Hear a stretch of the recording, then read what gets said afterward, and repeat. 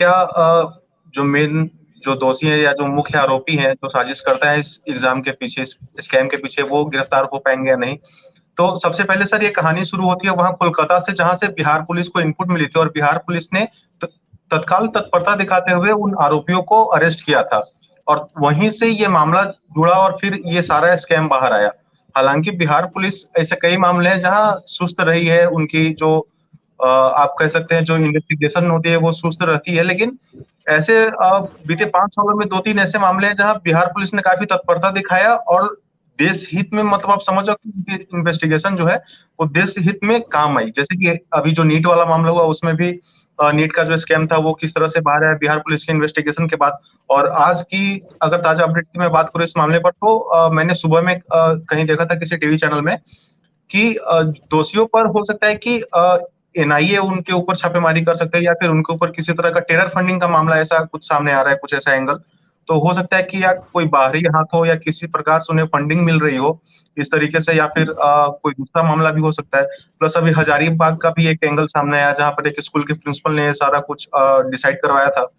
तो ऐसे ही मामले हैं। बाकी सर तो जांच के ऊपर निर्भर करती है। अभी सीबीआई ने भी इस मामले को अपने तरफ ले लिया है, सीबीआई को भी मामला मिल गया है, तो मुझे पूरी उम्मीद है सर कि सीबीआई इस मामले के तह तक पहुंचेगी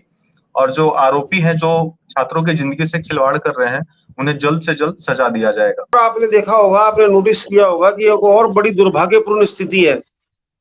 कि जैसे ही किसी भी स्टेट में, चाहे वो हरियाणा हो, पंजाब हो, दिल्ली हो, कहीं भी हो, जहां पे भी पेपर लीक होता है वहां पे सरकार उसके खिलाफ, उस बुराई के खिलाफ फ्रंट फुट पे लड़ने की बजाय वो बैक फुट पे आ जाती है। कोई भी सरकार आपने देखी होगी वो इस बात को जस्टिफाई करने में लग जाती है कि नहीं नहीं, हमारे राज्य में ऐसा कुछ नहीं हुआ। सामने दिखाई दे रहा है, सामने सब कुछ सामने आ चुका, पेपर लीक हो चुका, आपने पेपर की परीक्षा आपको रद्द करनी पड़ी, लेकिन पूरी सरकारी मशीनरी जो है वो इस बात को प्रूव करने में लग जाती है कि साहब हमारे यहाँ से कोई गड़बड़ नहीं हुई। जबकि होना ये चाहिए कि सरकार को उसी गलती को तुरंत प्रभाव से पकड़ते हुए फ्रंट फुट पे खेलना चाहिए और जितने भी उस समय के दोषी पाए जाते हैं उनको तुरंत प्रभाव से अरेस्ट करें, उनकी पूरी तहकीकात करें। लेकिन क्योंकि सरकार बैकफुट पे आ जाती है, चाहे वो कोई भी सरकार हो। आपने अभी भी देखा होगा नीट के मामले में भी कोई सरकार का बहुत ज्यादा क्लियर रवैया नहीं था शुरू के 2-3 दिन तक। तो जो इस प्रकार की जो बैकफुट पे गलती को स्वीकार करना चाहिए और उसकी उस बुराई से लड़ने की हिम्मत होनी चाहिए, क्योंकि बैकफुट पे आ जाओगे तो फिर आप उसको बचाते ही रहोगे और यही सब हो रहा है। और इसी कारण से, हालांकि मैं इस बात से तो इनकार करता हूं कि मैं इस बात को स्वीकार नहीं करूंगा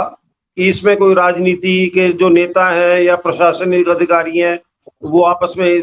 मिलके कोई नेक्सस बना लेते हैं,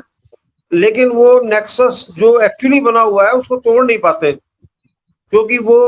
अपनी सफाई में लग जाते हैं बजाय जो दोषी को पकड़ने में।